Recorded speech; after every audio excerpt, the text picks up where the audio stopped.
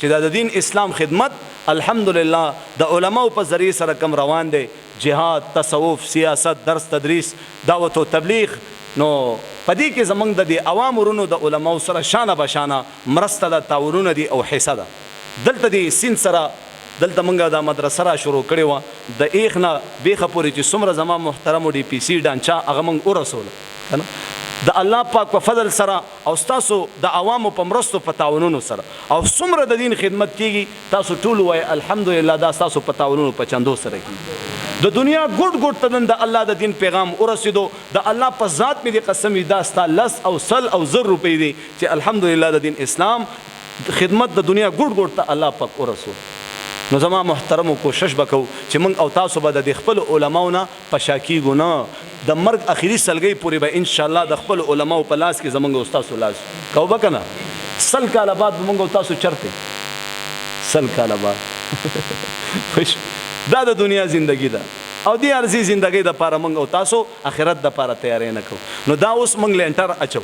نو لینټر زما محترمو سنیمه خرچه الله پاک برابر کړی دا، 100 بورې سیمټ دي او دغه شان 2 ډمپره کرش، 2 ډمپره شګه او زما محترمو 100 ټنه سریه راته یاد کړی دا. نو کوشش وکړو کله چا 1 لک روپۍ وس نه کیږي نو 10,000 خو به وس کیږي، 15,000 خو به وس کیږي. زمونږ په ایسونو، په چرسونو، په پیکجونو باندې په فضول و فضولیاتو څومره پیسې لګي. که د الله په دین ولګېده نو د الله اعلان دی من جاء بالحسنة فله 10 امثالها، د 1 روپۍ په بدله کې به 10 ورکوم. ابوبکر صدیق چې کله اعلان واورېدو که نه، د هغې په زړه کې د الله د دین مینه وه.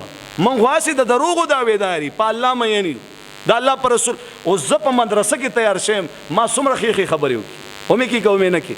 دا دنیا اوري دا مور او پلار خدمت کوي، مور او پلار ته خوږې او پستې خبرې کوي، بیا خلک راپاسي علماو څه وکړو، علماو څه وکړو. دا خبره غلطه ده که صحیح ده؟ غلطه ده که نه ده؟ وایي علماو څه وکړو. دا خلک چې حجونو له لاړه د دې منبر نه ما ستا ذهن جوړ کو او ستا جذبه راوچته شوه او حج له لاړې، د دې منبر نه ما ستا ذهن جوړ کو او تا پیسې راواغستې قرباني دې وکړه. علماو څه وکړو، علماو څومره څه وکړو. داسې ده که نه ده؟ وې که کوې نه که.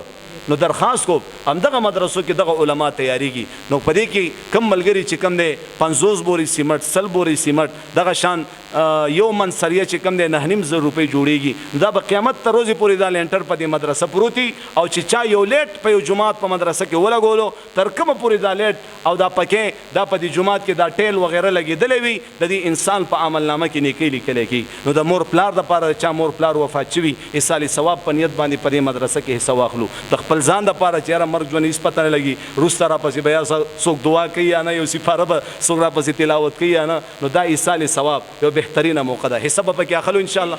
اخلو د ایزي پیسې نمبر 0334 90 46 804 په دې نمبر باندې زمونږ ایزي پیسه او جیشکش دواړه دي عبدالحق په نامې سره. دا زمونږ په میډیا باندې دنیا ګوري. نو کوم ملګري موږ سره برای راست په دې مدرسه کې حصه اخیستل غواړي، الله دې عمل کولو توفیق را نصیب. اللهم ربنا اتنا فی الدنیا حسنه وفي الآخرة حسنة وقنا عذاب النار وأدخلنا الجنة مع الأبرار يا عزيز يا غفار برحمتك.